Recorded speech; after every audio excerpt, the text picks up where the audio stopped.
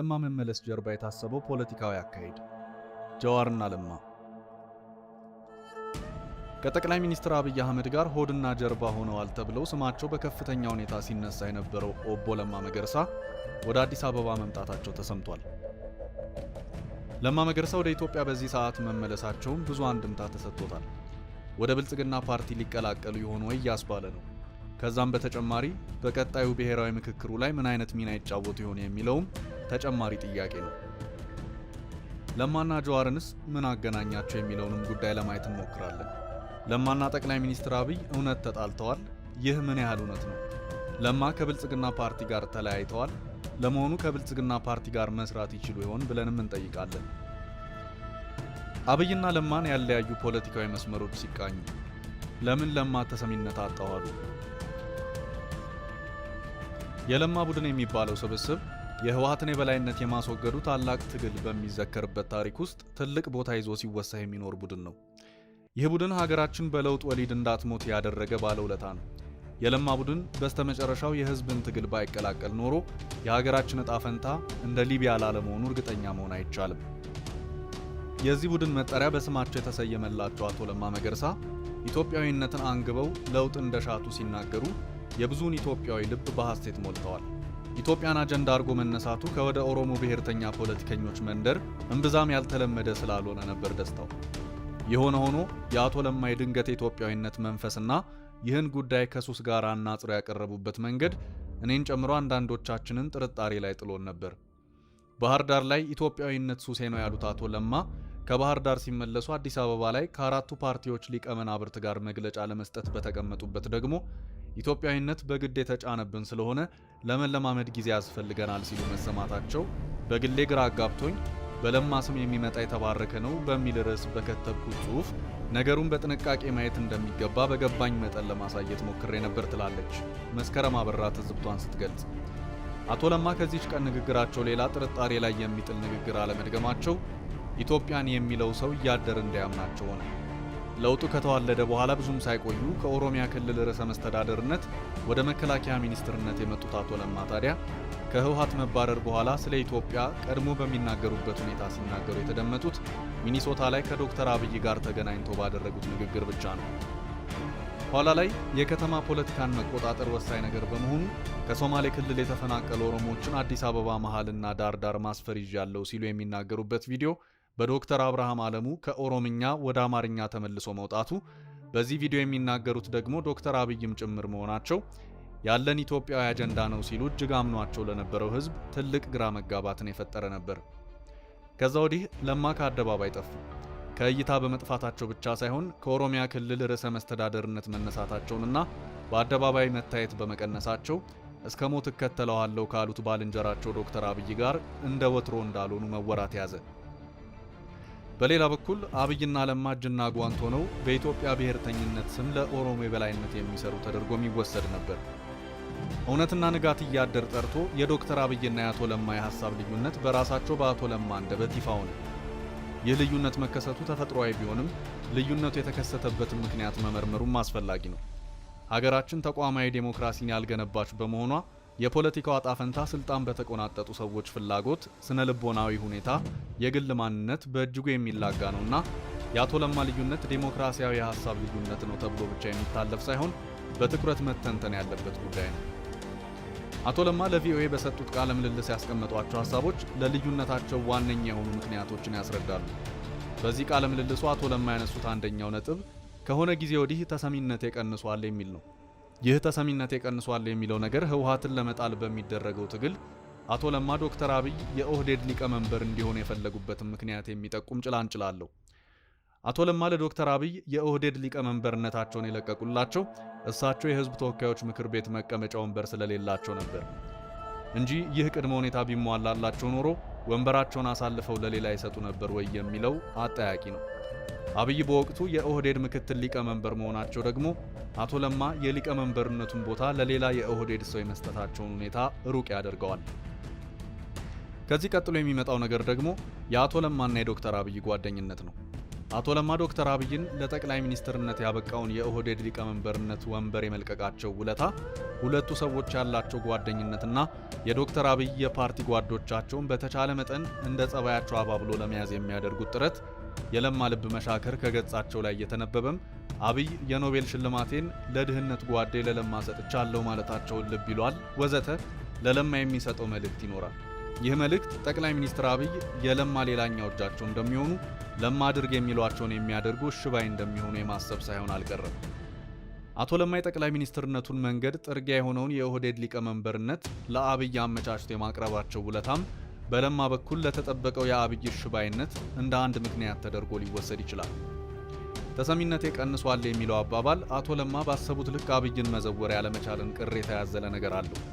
ነገሩ የመዘወር ፍላጎት ባይሆን ኖሮ አቶ ለማ አለኝ የሚሉት የሐሳብ ልዩነት በአብላጫ ድምፅ ከተሸነፈ ማድረግ የነበረባቸው በዲሞክራሲያዊ አካሄድ ሐሳባቸው ብዙሃኑን ማሳመን ስላልቻለ በድምፅ መበለጣቸውን ተቀብለው መቀጠል እንጂ ተሰሚነት አጣው ብሎ ለክስ መነሳት አልነበረም። በዲሞክራሲያዊ ድምፅ ብልጫ መሸነፍ ማለት ተደማጭነት ማጣት አይደለምና። በዲሞክራሲያዊ ድምፅ ብልጫ የተሸነፈ ሐሳብ ገዢ ያልሆነው የኔ ተደማጭነት ስለቀነሰ ነው ማለት ሕግ መሆን ያለበት የኔ ሐሳብ ነው ማለት የመዘወር ፍላጎት የማያጣው ዝንባሌ ነው። ለማ በምን መልኩ ነው አብይን ሊዘውሩ የሚፈልጉት የሚለው ተገቢ ጥያቄ መነሳቱ አይቀርም።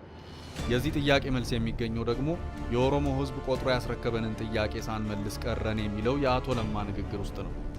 በዚህ ውስጥ አቶ ለማ ከሚያስቧቸውና ማሳካት ከሚፈልጓቸው ጉዳዮች መካከል የአዲስ አበባ ጉዳይ ሲሆን አዲስ አበባን በኦሮሚያ ክልል ማስተዳደር የሚለው ይገኝበታል።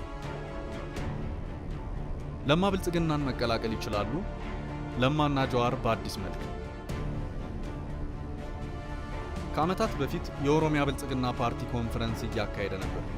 በዚሁ ኮንፈረንስ ከተላለፉ ውሳኔዎች በትልቁ ትኩረት የሳበው ጉዳይም ከጊዜ ወደ ጊዜ በፓርቲው ተሳትፏቸው እየደበዘዘ የመጣው አሁን ሀገርን እያስተዳደረ ላለው የለውጥ መንግስት ስኬታማነት የአንበሳውን ድርሻ ተጫውተዋል የሚባልላቸው የአቶ ለማ መገርሳና ሌሎች ሁለት የፓርቲው አመራሮች ከማዕከላዊ ኮሚቴ አባልነት መታገድ ነው። የኮንፈረንሱን መጠናቀቅ ተከትሎ መግለጫ የሰጡት የብልጽግና ፓርቲ ጽህፈት ቤት ኃላፊ አቶ ፍቃዱ ተሰማ ኮንፈረንሱ ፓርቲውንና ፓርቲው የሚያስተዳድረውን ክልል አጋጥሞታል በሚል እንደ ክፍተት ከገመገማቸው ጉዳዮች አንደኛው የአመራሮች በኃላፊነታቸው ልክ አለመስራት መሆኑን ጠቁመዋል። በዚህም በየደረጃው ያሉት አመራሮች ተጨባጭ ውጤት ከማስመዝገብ ይልቅ አውርተው የመኖር አዝማሚያ መስተዋሉ ተገምግሟል ብለው ነበር። እንደዚህ አይነት መሰል ውሳኔ በታችኛው የአመራር እርከን ብቻ መቆም የለበትም የሚል ሐሳብ ከአባላቱ ተነስቷል ያሉት አቶ ፍቃዱ ተሰማ በተደረገው ግምገማ ለጊዜው 3 የድርጅቱ የበላይ አመራሮች ከማዕከላዊ ኮሚቴ አባልነት ታግደዋል ብለው ነበር። ከነዚህ መካከል አንደኛው የቀድሞ የኦሮሚያ ክልል ፕሬዝዳንትና የቀድሞ የመከላከያ ሚኒስትር አቶ ለማ መገርሳ ናቸው። የወቅቱ የኦሮሚያ ክልል ብልጽግና ፓርቲ ጽህፈት ቤት ኃላፊው አቶ ፍቃዱ ተሰማ አቶ ለማ መገርሳ ከማዕከላዊ ኮሚቴው የታገዱበትን ምክንያት ሲያስረዱም ጓድ ለማ በአንድ ወቅት ሐሳባቸውን በሚዲያ መግለጻቸው ይታወሳል። ያንን ተከትሎ የሥራ አስፈጻሚ ኮሚቴ በጉዳዩ ላይ ከመከረ በኋላ እሳቸውም ተሳስቻለሁ ብለው ይቅርታ ጠይቀው ነበር። ከዚያም በአመራርነታቸው እንዲቀጥሉ ተደረገ። ይሁንና በብልጽግና ፓርቲ ሥራ አስፈጻሚ ሆነ ማዕከላዊ ኮሚቴ እንዲሁም ኃላፊነቱን ሰጥቷቸው የነበረውን አካል ወክለው ድምፅ እንዲያሰሙ ቢጠየቁም ያን አላከበሩም። ይህ ደግሞ በፓርቲው መተዳደሪያ አሰራር ክልክል በመሆኑ የኮንፈረንሱ ተሳታፊዎች ጉዳዩን ካዩት በኋላ እኚህ ሰው ምንም እንኳን ሀገራዊ ለውጥ በማምጣት ሂደት ውስጥ ትልቅ ክብር የሚገባቸው ቢሆኑም ማንም ከፓርቲውና ከኦሮሞ ሕዝብ በላይ ባለመሆኑ በዚህ ኮንፈረንስ ላይም እንዲሳተፉ በተደጋጋሚ ተጠይቀው መሳተፍ ባለመቻላቸው ሐሳባቸውንም ዴሞክራሲያዊ በሆነ መንገድ ወደ መድረክ ለማቅረብ ፈቃደኝነትን ባለማሳየታቸው ለጊዜው ከማዕከላዊ ኮሚቴ አባልነት ታግደዋል ብለዋል። አቶ ለማ መገርሳ እንደ ክፍተት የተነሳባቸውን ነጥቦች ለማስተካከል ፈቃደኛ ሲሆኑ ወደ ፓርቲው አመራርነት መመለስ እንደሚችሉ ውሳኔ ላይ መደረሱም ነው የተገለጸው። ኮንፈረንሱ የፓርቲው ውስጣዊ ችግር ነው ብሎ የገመገመው ሌላው ጉዳይ የአመራሮቹ የተለያዩ ቦታዎችን መርገጥ ነው ተብሏል። ችግሩ በየአመራር እርከኑ በሰፊው የተስተዋለ ቢሆንም በርካቶቹ ሂሳባቸውን አውርደው በቀጣይነትም እንደሚሰራበት ነው የተጠቆመው። ሌላው በየደረጃው ያሉ አመራሮች ይታሙበታል የተባለው የሌብነት ጉዳይ እንዲለዩና ማስተካከያ እንዲደረግበትም አቅጣጫ መቀመጡ ተገልጿል። ውሳኔዎች የተላለፉትን በመገፋፋት ስሜት ሳይሆን የፓርቲው አሰራርና የሕግ የበላይነትን ለማስከበር በማሰብ ነው ሲሉም አስረድተዋል አቶ ፍቃዱ ተሰማ። እንግዲህ ከላይ እንደሰማችሁት ብልጽግና ፓርቲ ለኦቦ ለማ መገርሳ ይቅርታ ማድረግ እንደሚችል ፍንጭ ሰጥቷል። ለማ መገርሳም ብልጽግና ፓርቲን መቀላቀልና ኃላፊነት ከፈለጉ ይሰጣቸዋል ተብሏል። ለማና ጠቅላይ ሚኒስትር አብይ ተጣልተዋል ብለው እንደሚያምኑት ሁሉ አልተጣሉም ብለው የሚያምኑ ግለሰቦችም አሉ። ለማና አብይ አልተጣሉም ብለው የሚያምኑ ግለሰቦች ከሚያቀርቧቸው ሐሳቦች መካከል አቶ ለማን ጠቅላይ ሚኒስትር አብይ በተባበሩት መንግስታት ድርጅት ውስጥ እንዲቀጠሩ አድርገዋል፣ በ5 ጣታቸውም ለአቶ ለማ መገርሳ ፈርመው አስቀጥረዋል የሚለው ይገኝበታል። በእርግጥም በጠቅላይ ሚኒስትር አብይ ድጋፍ አቶ ለማ በተባበሩት መንግስታት ድርጅት ውስጥ መቀጠር ችለዋል። ይህን ያዩ አካላትም ጠቅላይ ሚኒስትር አብይና ለማ አልተጣሉም ብለው ያቀርባሉ። ለማንኛውም ለማ ወደ አዲስ አበባ መምጣታቸው በቅርቡ ከእስር ከተፈቱት ፖለቲከኞች ጋር ውይይት ለማድረግ ያለመ ሳይሆን እንደማይቀር ተገምቷል። ለማ መገርሳ ውይይት የሚያደርጉት ደግሞ ከነ ጀዋር መሐመድ ጋር መሆኑ ታውቋል። ለማና ጀዋር መሐመድ ጥብቅ የሚባል ወዳጅነት ያላቸው ሲሆን የመከላከያ ሚኒስትር በሆኑበት ሰዓት አቶ ጀዋር መሐመድ መከላከያ ሚኒስቴር ግቢ ድረስ እየሄደ ከለማ ጋር ውይይት እንደሚያደርግ ተደርሶበት ነበር። ለማ አቶ ጀዋር መሐመድን የኦሮሚያ ክልል ፕሬዝዳንት ለማድረግም የማግባባት ስራ ሰርተው ነበር። ሆኖም ግን ጀዋር ሽምግልናውን አልተቀበለም። በምርጫ አሸንፌ ነው ስልጣን መያዝ የምፈልገው በማለት ኦፌኮን ተቀላቀለ። ጀዋር ኦፌኮን ከተቀላቀለ በኋላም በኦሮሚያ ክልል ብዙ ድጋፍ አግኝቶ ነበር። ሆኖም ግን ከአጫሉ ሞት ጋር በተያያዘ እስር ቤት ገብቶ ነበር። አጫሉ የሞተ ሰዓት አቶ ለማ መገርሳ ህዝብን እንዲያረጋጉ ተጠይቀው ነበር። ሆኖም ግን አቶ ለማ ፈቃደኛ አልሆኑም ነበር።